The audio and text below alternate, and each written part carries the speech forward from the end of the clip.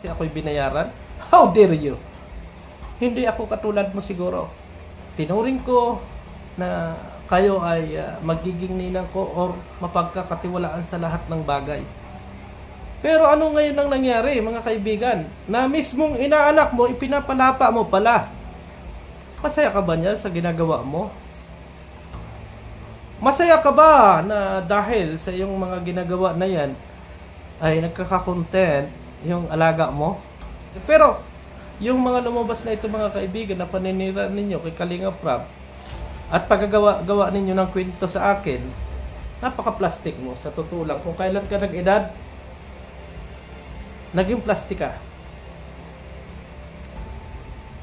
Oh, magaling pa sana na hindi ka nagkaroon ng ng YouTube channel kasi namumuhay kang marangal. Sabihin mo pang kasama ako ng mga striker na yan. Kasama ko sila na nag-usap-usap kami para upakan si Yang May. Ay di wow. Ay di wow. Oh. Di ba? Ako lang, nagsasabi lang ako ng kasi kung ang paratang mo lagi sa akin ay about sa bayad, alang problema sa akin eh. Pero yung ikaw naglalabas ng information laban kay Kalinga Prab at Kuya Bal Santos Matubang para upakan ng upakan nung aso mo, abay maganda. Siguro hindi naman ako katulad ng mga taong nasa paligid mo na nadala sa pera. Yun ang pagkakaiba ko. Wala akong pera, pero hindi ako nadadala ng pera. Yun ang pagkakaiba natin. Now, at tulad niyan, ano yung reason mo? Yung pala may galit ka talaga kay Kalinga Prab at Kuya Bal Santos Matubang, inadahilan mo lang na doon sa mga tao na yon, kaya umalis ka. Sabi ko nga sa'yo, kung gusto mong maging matahimik ang buhay mo, kung may hinanakit ka man o mayroon ka man sama na loob, kasi hindi naman nawawala yan. Hindi po siya inaway ni Kuya Bal, hindi rin siya inaway ni Kalinga Prab, wala anumang issue sa pagitan ni Kuya Bal, ni Kalinga Prab at ni Ate Malo. Ang problema po, ito mababanggit lang. Ano po, at ako naman ay nakamove na doon sa bagay na iyon, na ito, yung patungkol po doon sa pagmumura. Yan po, isa sa kadahilanan na kung bakit talagang tuluyan na umalis si Ate Malo, patungkol doon sa pagmumura ni Kalinga, ni Dr. Love. Ano po? Ngayon, sabi ko nga ako nakamove na doon eh. Nung umalis si Ate Malo, ito, wait lang po, ikikwento ko lang. Ay, ako yung nagsabi na ipagpasa Diyos, na i-vlog ko yan, na hindi mo naman kailangan umalis sa Kalingap at ikaw ay mag-stay diyan sa Kalingap. Hindi ka pinapalis si Kuya Bal, hindi ka pinapalis ni Kalinga Prab, hindi mo sila kalaban. Ate Malo, ayan, napangalanan na ni Birador ang patungkol sa voice record. Ang akin dito, Ate Malo, sabi ko nga, hindi mo kalaban si Kalinga Prab at mas lalong hindi mo kalaban si Kuya Bal.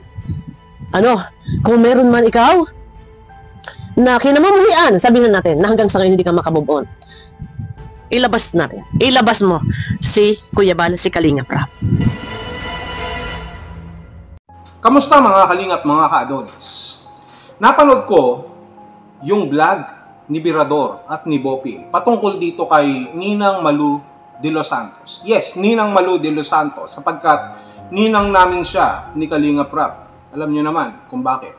So, dito sa pagkakataon na ito, itong kumakalat na di umano'y voice recording, na tayo din naman ay nagkaroon na rin at napakinggan ko na yung sinasabi ni Ate Malu patungkol dito kay Kalinga Prab sa kung ano-ano pa na sinasabi ng mga ilang sponsor at kung ano pang pagpapatunay ang sinasabi ni Ate Malu de los Santos, which is kagaya ng napanood ko kay Birador, ang sabi niya na wala daw ang kanyang respeto dito kay Ate Malu dahil hindi niya ine-expect na ganito ang sasabihin ni Ate Malu, na ganito yung mga lalabas sa bibig ni Ate Malu patungkol sa Kalingap, particularly kay Kalinga Prab at kahit sabihin na natin na kay Kuya Bal.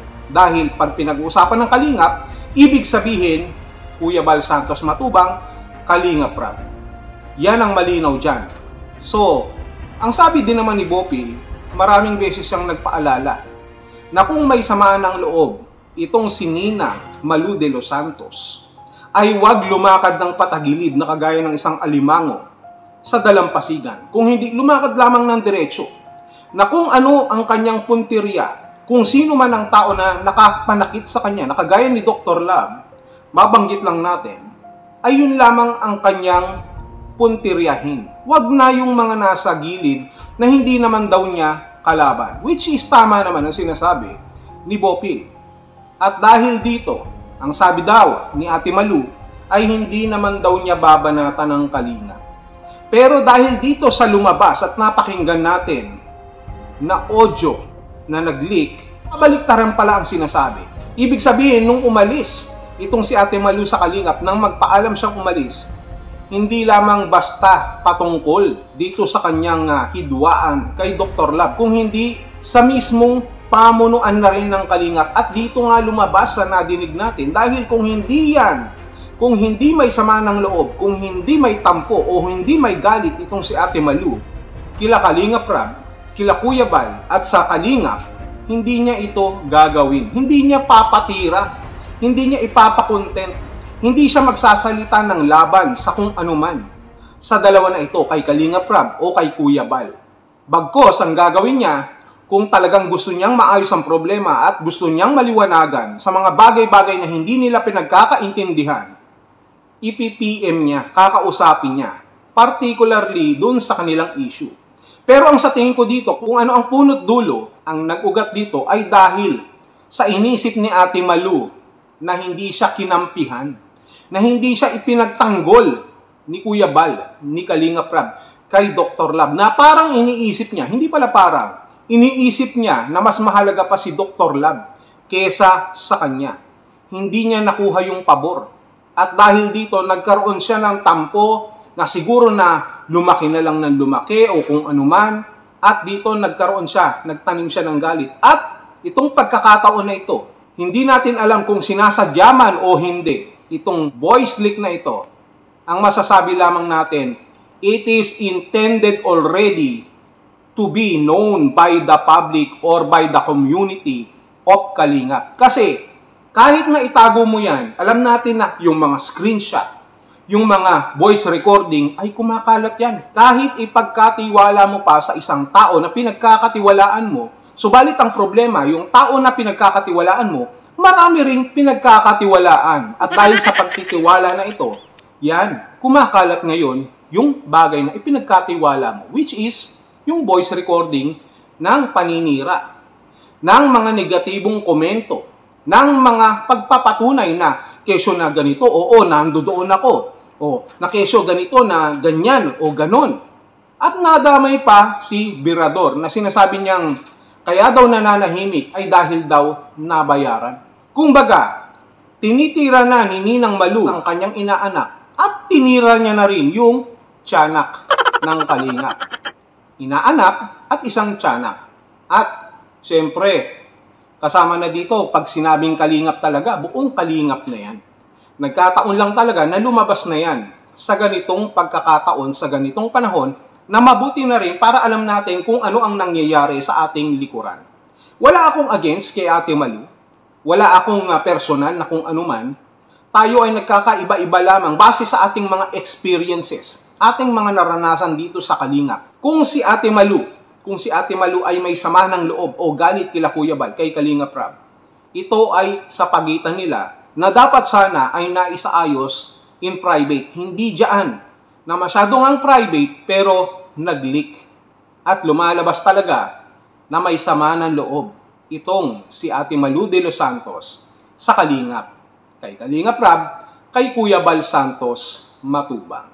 Yan ang pinakamalinaw dyan. Mas malinaw pa sa sikat ng araw doon sa Boracay.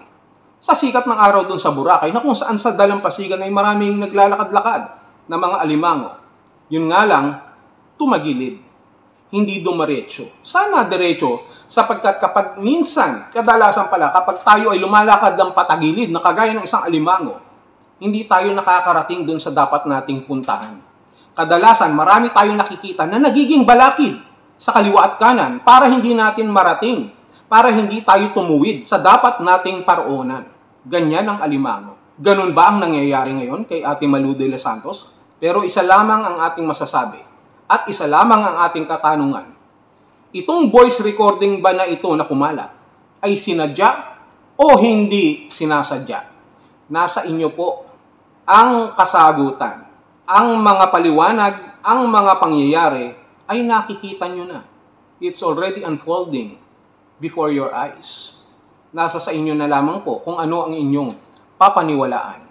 Sa mga sinabi nila Bopil, sa sinabi ni Birador, panoorin po ninyo.